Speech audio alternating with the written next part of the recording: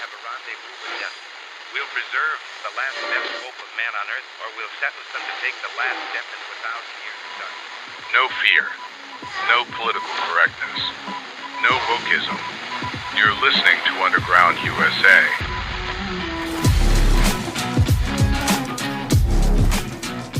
Thanks for downloading, listening, and sharing. My name is Frank Salvato, and you're spending a few moments in Underground USA.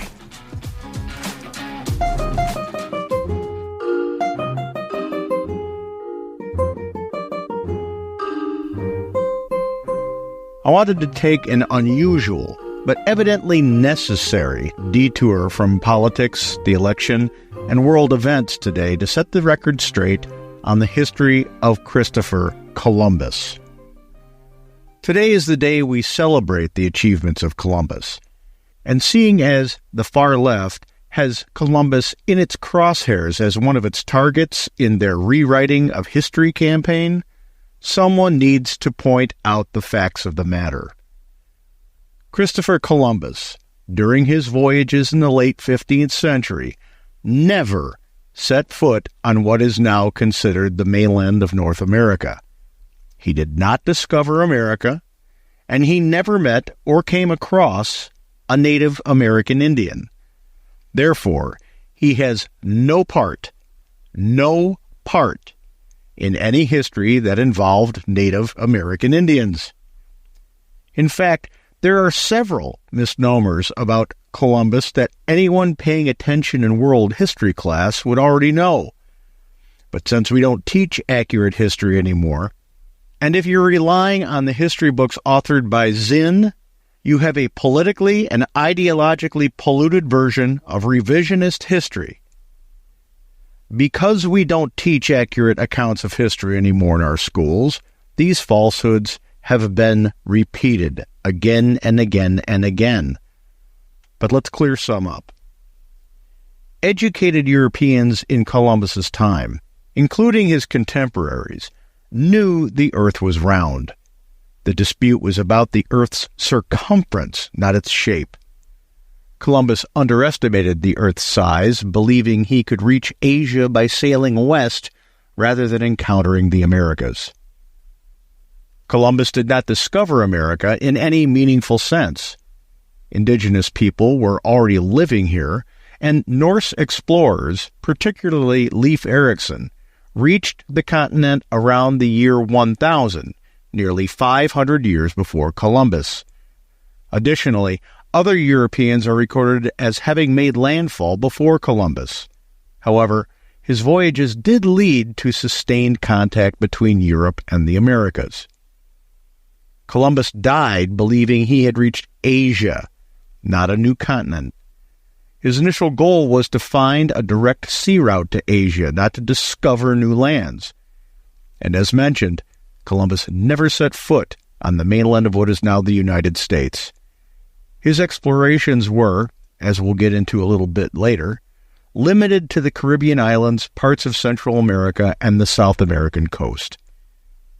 And the mutiny on the Santa Maria was due to the crew's frustration over the seemingly endless voyage with no land in sight, not because they believed they would fall off the earth. It's worthy to note here that the three ships of Columbus's first voyage, the Santa Maria, the Pinta, and the Nina, were small by modern standards. The Santa Maria, the largest, was only about 100 feet long. As to Columbus's landings, on his first voyage, which took place from 1492 to 1493, Columbus landed on several Caribbean islands, including what are now known as the Bahamas, Cuba, and Hispaniola, today divided into Haiti and the Dominican Republic. On his second voyage, which took place from 1493 to 1496, he explored more of the Caribbean, establishing settlements on Hispaniola and discovering other islands, including Puerto Rico and Jamaica. On Columbus's third voyage, taking place from 1498 to 1500, he reached the South American mainland, landing on what is now Venezuela, and explored more of the Caribbean islands. And on his fourth and final voyage, from 1502 to 1504, He explored the coast of Central America, including places like Honduras, Nicaragua, Costa Rica, and Panama. So, Columbus didn't land in what is commonly referred to as North America. His explorations were primarily in the Caribbean islands and along the northern coast of South America, as well as Central America. It's likely that the first documented European to reach the North American mainland was John Cabot in 1497, who explored parts of the northeast coast of North America, perhaps reaching what is now Newfoundland and or Nova Scotia. Do you see how the activists and the revisionist historians pervert the actual accounts of history to demonize the innocent? And in this case, a captain and crew that braved the unknown to help map the world? You may ask yourself why anyone would do this. Well, the answer is simple, if not diabolically so. Those who control history have the ability to manipulate the way people see the present. It's all about power and control. That's why an accurate recounting of history is so important. That's why an accurate knowledge of history is relevant to the present and to the future. So, now that you know the truth about Columbus, when do we start re-erecting the statues honoring him that the far-left activists demanded we pull down? It's a question worth asking. Please remember the people who lost everything during the current storms, especially the people in western North Carolina, eastern Tennessee, and northern Georgia. Just because the mainstream media complex has moved on from the story doesn't mean they still don't need our help, materially, financially, and at the ballot box. Please consider making a donation to one of these reputable organizations doing God's work in the affected areas, doing the jobs our federal government should be doing, but aren't. Samaritan's Purse, Salvation Army, the Cajun Navy, Mercury One, and Best Friends Animal Society. When we come back, our segment on America's Third Watch, broadcast nationally from our flagship station WGUL, AM 930 and FM 93.7 in Tampa, Florida. You're listening to Underground USA. When a government restricts the free speech of its people, it disrupts freedom and societal function, casting a shadow over the democratic process and the diversity of ideas. Free speech restrictions lead to countries where only certain viewpoints are heard. They stifle opposition and reduce the democratic process to a disingenuous formality. When people fear repercussions for their speech, they self-censor. This doesn't just limit controversial or offensive speech, but also destroys innovation, creativity, and even necessary discourse. Over time, this leads to a homogenization of thought, where only safe or approved ideas are expressed. And suppressing speech doesn't eliminate the underlying issues or beliefs, but drives them underground. Governments that curtail free speech do so to maintain control. When speech is controlled, it's easier for those in power to manipulate narratives, suppress dissent, and maintain their grip on power. That's why, when Kamala Harris says this, we should all be alarmed. There has to be a responsibility that is placed on these social media sites to understand their power. They are directly speaking to millions and millions of people without any level of oversight or regulation. And that has to stop. Any government's fascist restriction of free speech sets off a domino effect where freedom incrementally disappears. It's a foundational right that supports the structure of all other liberties, and its restriction can lead to a society where control overshadows freedom. And that appears to be quite all right with far-left Democrats, the DNC, and the Harris campaign. They're not saying it, but your right to free speech is on the ballot this November. Vote accordingly.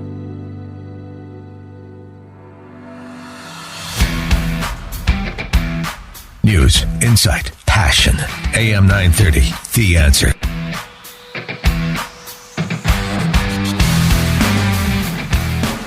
Well, you know, Frank, as I was just saying, there's a lot going on in how the Democrats are acting. You got Obama out there trying to shore up support, evidently, with African-American men. You got Hillary Clinton talking about Russia, Russia, Russia. Somehow Russia wants to get Donald Trump elected, evidently. But you've also got, of course, Mika Brzezinski over at MSNBC saying, I guess the real problem is that, Kamala Harris needs to introduce herself more to the American people. And she thinks that Democrats have good reason to be very depressed. I mean, what the heck is going on?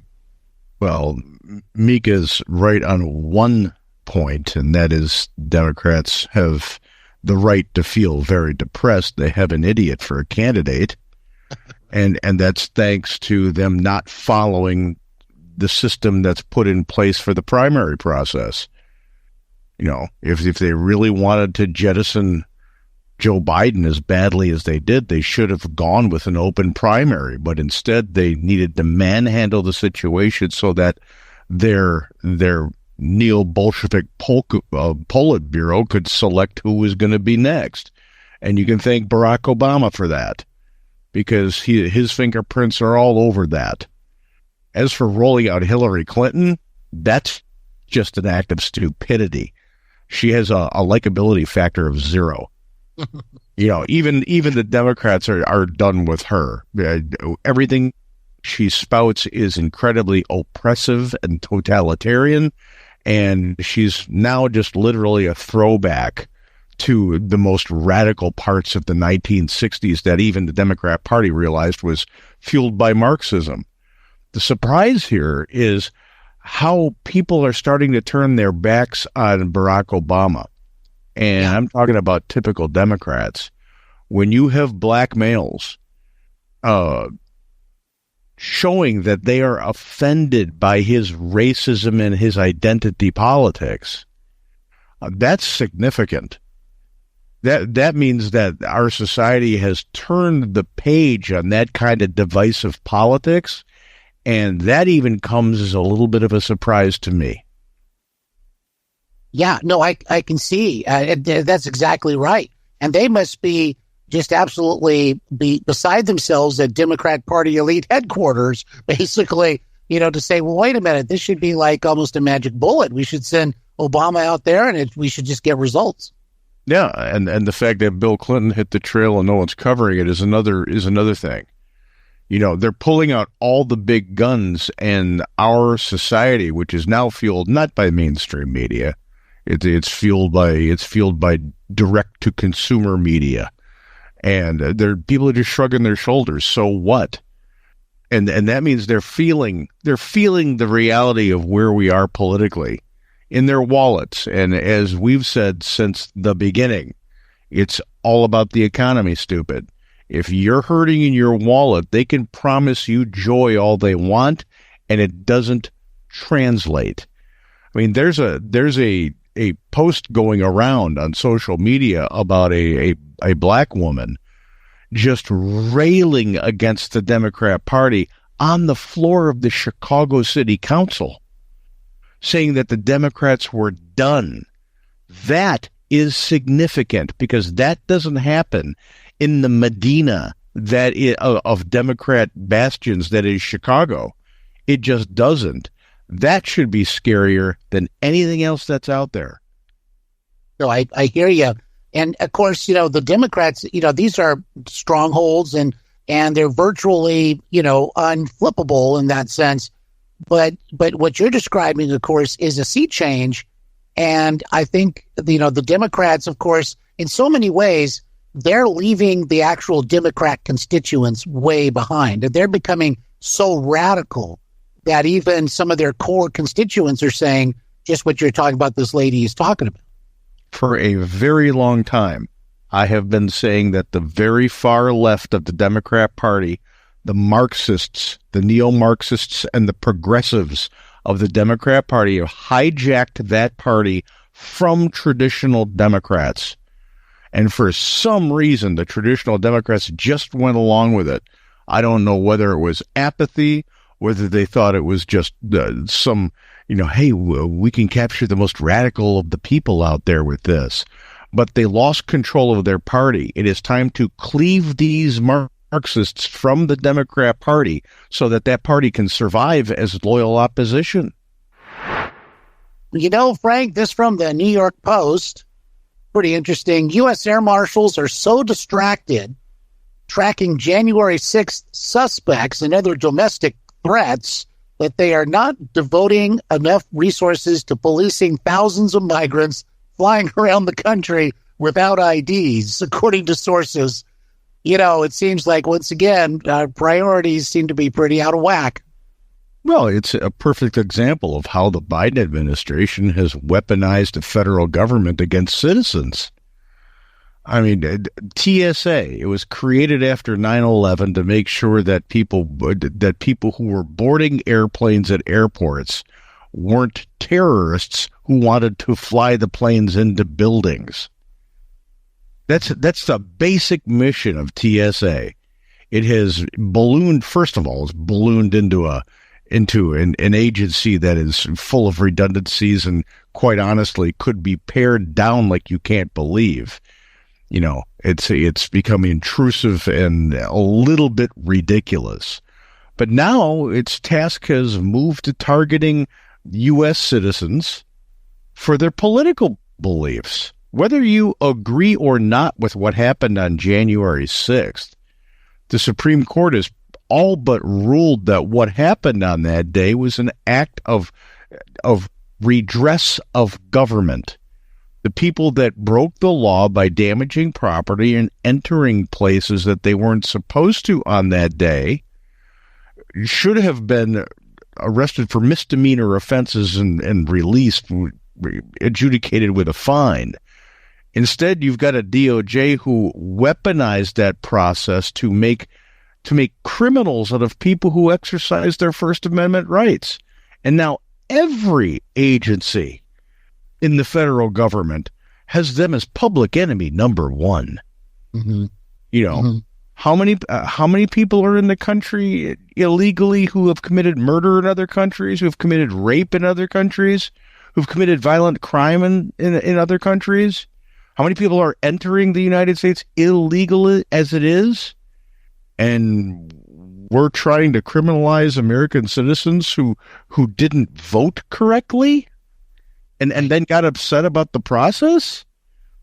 This is the change in this election that's what we're voting for. Government is supposed to serve you. It's not supposed to lord over you. We got rid of that. When George III. Yeah. Yeah. We got rid of that. And they want to bring it back.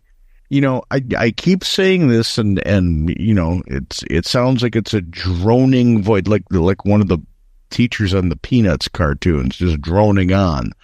But we are undergoing a soft but very purposeful neo-Marxist revolution in this country at the hands of the far left of the progressives of the Democrat Party. They want total centralized and totalitarian control over the states, over the individuals, over every social issue, and they want you to think a certain way and to act a certain way. And if you don't, they are so emboldened today that they will find a way to criminalize the way you think, the way you act, the way you believe. Oh, sure. That's on the ballot this November. It really is as simple as that. Do you want to be ruled, or do you want to have a government that is ruled by the people? We've got to get back to that. And honestly, Kyle, 4 years of Donald Trump is not going to achieve that goal. We have to dismantle this deep state bureaucracy. We have to dismantle this totalitarian ideal on the left that says government should be centralized and be the bestower of rights. We've got to get back to the soul of the Declaration of Independence, the rule of law under the Constitution, and the Bill of Rights as sacrosanct and not open to interpretation. Damn the Wilson administration for bringing in progressivism. It's been a cancer on this nation from the very beginning. Well, I'm so glad you mentioned, this idea of what this election's really all about, because, time was, you would say, well, this party wins, that party wins. But But nowadays, what they're looking at, Frank, is the end game of how they can bring about that totalitarian regime to basically control all aspects. And they're doing that in so many ways by telling people, look, we got to get rid of the electoral college. We have to have one person, one vote, because that's the fair thing to do, and et cetera, et cetera. In other words, they hide behind these things that on their surface sound like they're trying to do the best thing they could for all the people in the country, but they really do have a nefarious thing happening behind it. That nefarious intent is self-evident in what Hillary Clinton and John Kerry said last week that should have struck at the soul of everybody who believes that they're free in this country. That they don't want to lose control over how disinformation is squashed. Ladies and gentlemen, disinformation is a buzzword of the left for we want to be able to censor any talk we don't like. We want to banish that so that you don't get it. Kamala Harris has said it. Social media talks to millions of people, millions and millions and hundreds of millions of people each day without regulation, without oversight. We must do something about this. We can't let that go on. Are you kidding me? You don't censor free speech. If there is something out there that isn't true, you kill it with daylight. You kill it with more free speech. You prove it wrong so even the most IQ challenged among us realize, well, that's not right. That's how you deal with something that is true disinformation or misinformation. Censorship is not the answer. So their stampede towards censorship is proof positive that they want to control the way you think. Yeah, exactly. And, but they really want to protect everybody, though, Frank. Right? They're just, we have to protect people so that Trump can't come along and say something in a rally. It's that far gone. If somebody were to say to some people that tying an expandable rope around your waist and wearing a harness and jumping off a 500-foot bridge was something that was fun, there's a portion of the people in this United States who would say that's dangerous, you shouldn't be allowed to do it. But it needs to be your choice. It's called bungee jumping, and some people do it for sport. Mm-hmm. But it's your choice. You either choose to do it or you choose not to do it. It's not the government's choice. Well, no, we've decided it's too dangerous and you won't. I won't. Really. Yeah. Their argument about abortion, you can't outlaw it because they'll just do it in back alleys. Well, which one is it? Right. Which one is it? Do you forbid it, therefore creating this black market of wanting to do it? Or do you give people the freedom to do it, and then when one or two idiots out there do it, you go, wow, that might not be the smartest thing to do. You don't bungee jump with a regular rope because it'll cut you in two about halfway down. Yeah. We don't do this here in the United States, and over the last 50 years we've become this incredible nanny state that just wants to dictate what's safe, what's not. We will protect you. We know better than you, so we'll choose for you. No. So I don't know if you heard Carville say that, but evidently we're supposed to draw some kind of conclusion that if Donald Trump does a rally, that somehow this is akin to what was happening in 1939. I mean, they're scraping the bottom of the barrel at this point. Well, everybody's just got to re-familiarize yourself with James Carville. The man was Bill Clinton's spin doctor. He was the guy who advised him how to get out of the tight situations that he always found himself in because he couldn't keep his pants zipped up. So this is how this man gained his popularity and his bona fides to actually be on television spouting this garbage. Mm-hmm. He took reality and made it into something else for a living. So that's exactly what he's doing. He's not having fidelity to who he is. He's someone who manipulates reality and presents it in a different way. So I'm going to believe him. Why? I'm going to look at his equation of Donald Trump being bad for the country. Why? Well, I'm not, because I can think for myself. I don't need an aging Muppet to tell me how to think. Well, somebody else who's also, I think, displaying quite an interesting a level of I just think kind of anger about everything at this point, or just disdain, is Martha Raddatz. She was talking with J.D. Vance. It was trying to get J.D. Vance to understand that this whole thing of it's only been really a handful of apartment complexes that have been taken over by Venezuelan gangs. I can't get over it. It's just a handful, Frank. It's not, it's not a big deal, I guess. Is even one apartment complex being taken over by a Venezuelan gang that's got a violent reality a good thing, Martha? Yeah, no kidding.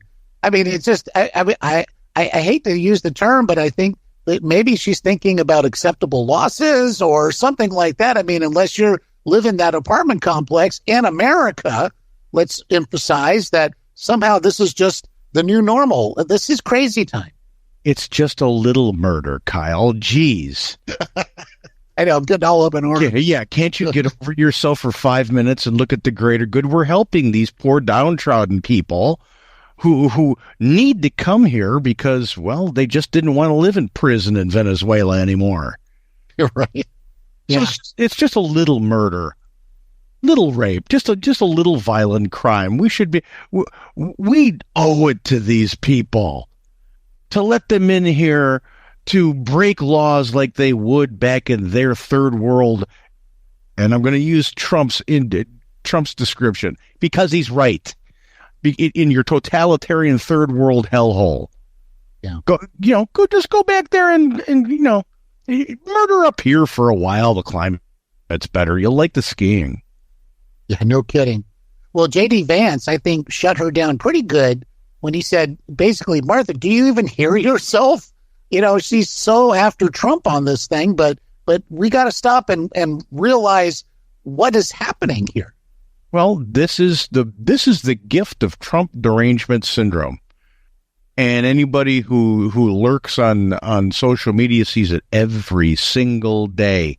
It doesn't matter what the reality is. If it comes down on the side that Donald Trump may be telling the truth or has a point, it's gotta be the whispers of Satan incarnate. They just can't tolerate it. And you want to talk about mental illness in this country? What the far left apparatus and what the mainstream media is complicit in creating this mania that is Trump derangement syndrome. And it's just a thing, people. It really is. It's not a castigation. It's a reality. You say Donald Trump to some people and they go off the rails. That's not rational thinking. If we used rational thinking here in the United States, if those people did anyway, they would be able to juxtapose the 4 years that already took place when he was president against what these people are saying is going to happen if he's elected and realize he's demonstrated he's not Hitler. He's demonstrated that he leaves office if he loses. He's demonstrated the economy is better. He's demonstrated the world was more peaceful. Reality would mean something. Proof would mean something, but evidence doesn't matter. These people have been programmed like Pavlov's dog to hate at the ring of the bell that is the word Trump. That's right. It is a Pavlovian response. It's programmed, and it is, and part of that too is just designed to so completely divide the country that there can be no meeting of the minds. And you mentioned something else, Frank. This idea that Trump says something that's actually true, that they actually have to kind of try to squash all that and make it all about Trump again. But even though, we can't even agree in this country that the sky is blue at this point. And unlike Robert Reich, who calls for re-education camps, and people on the far left who just intellectually want to disembowel anybody who happens to believe Trump should be the president of the United States again, I'm not calling for them to be put into intellectual gulags. I'm asking them to open their eyes. This is the difference between somebody who has a constitutionalist point of view and someone who has a neo-Marxist point of view. Neo-Marxists want to shut you up and you will think the way I want you to think, or you're a horrible human being that must be eradicated from the face of the earth, just like they did under Mao and Stalin. When you're a constitutionalist and you love freedom and you love individualism and Americanism, you believe in talking to your fellow neighbors, your fellow citizens, the people who live around you who don't agree with you, to try to convince them, to help them try to see the light about the issue. That's the difference. That's what's on the ballot this November. Which way do we want to go? We're at this fork in the road, which is, it's stunning that we're here, that we allowed it to get this far. But this is a vote between whether we want to go full-on neo-Marxism or whether we believe in freedom still. And that's the right to think, people. Well, and you mentioned something about, the darkness. The thing that holds the darkness back on the earth is the United States of America. That's why it's the one thing that's why they have to dismantle it, tear it down, cause it to collapse, or simply take power.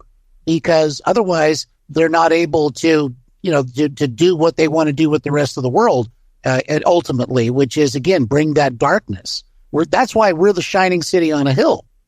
Reagan said it best in the Time to Choose speech when he talked about the two Cubans that he was talking to, and they said, and we said, we're lucky to live here. The Cubans said, we're lucky we had someplace to go. Yeah, no kidding. See, that's the thing. I understand why people want to get to this country. But again, it's, Carville, started up with this thing because, he says, well, Trump's going to use the military to round up his political enemies. Trump never said that. Trump was talking about those who want to bring down the country from within. That's, Lincoln talked about that, for goodness sake. It's the fifth column. Anybody who understands history understands the fifth column. And again, James Carville, aging Muppet. His job was to take the truth. It was to take the truth and make it prettier for the people that he served and who paid them. He's an idiot. Yep. Yeah, you said it. You said it, Frank. You're listening to Underground USA. Our First Amendment right, free speech, is under attack by woke activists and politicians. Wokeism seeks to suppress opinions and ideas that are deemed offensive, insensitive, or problematic, thereby stifling the free exchange of ideas and the pursuit of truth. It emphasizes social justice, identity politics, political correctness, and the regulation of language, and relies on euphemisms and ambiguous language to create the illusion of consensus, thus avoiding confrontation with opposing viewpoints. Wokeism is antithetical to free speech because it stifles the free exchange of ideas and the pursuit of truth. This is in direct opposition to the principles of free speech. Wokeism is an ideological cancer shopped by those who want to control you. This November, we have an opportunity to render wokeness to the ash heap of history. Vote smart. Vote against wokeness and those who would use it to control you. And, we have to stay woke. Like, everybody needs to be woke. And you can talk about if you're the wokest or woker, but just stay more woke than less woke.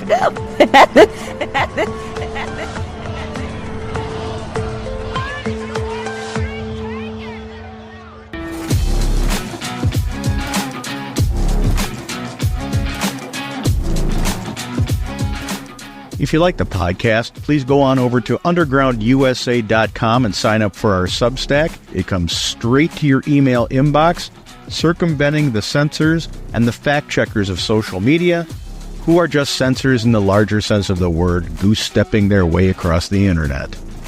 Freedom of speech is the most important right that we have, and we must defend it at all costs in every form. And be sure to talk politics, religion, and current events with your friends, family, colleagues, and acquaintances. You don't have to be caustic about it. Listen to what they have to say. Speak facts. Speak the truth. Because when we find out that we have more in common, that's when we beat the deep state who want to control us by dividing us. You're listening to Underground USA. No fear, no political correctness, and no wokeism. My name is Frank Salvato.